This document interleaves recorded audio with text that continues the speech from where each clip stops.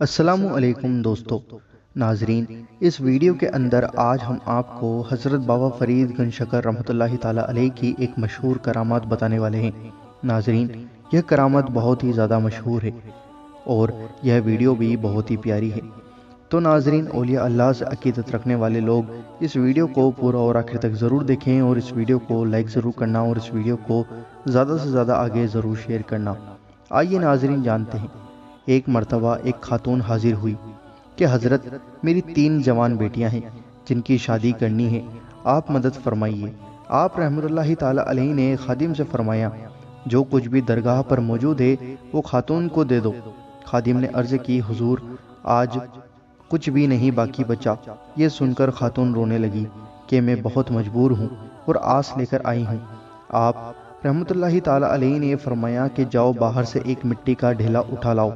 وہ مٹی کا ڈھیلا اٹھا لائی۔ آپ رحمۃ اللہ تعالی علیہ نے بلند آواز سے سورہ اخلاص پڑھ کر اس پر دم کیا۔ وہ مٹی کا ڈھیلا سونا بن گیا۔ یہ دیکھ کر سب حیران ہوئے۔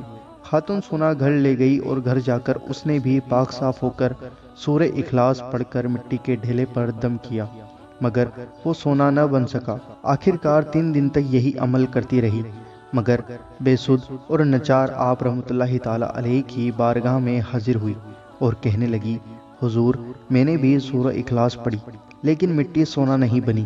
آپ رحمۃ اللہ تعالی علیہ نے فرمایا، تو نے عمل تو وہی کچھ کیا، مگر تیرے منہ میں فرید کی زبان نہیں۔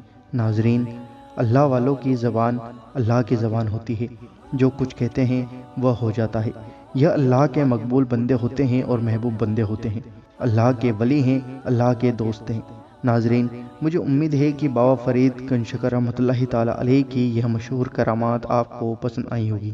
اس ویڈیو کو لائک ضرور کرنا اور اس ویڈیو کو دل سے زیادہ آگے ضرور شیئر کرنا۔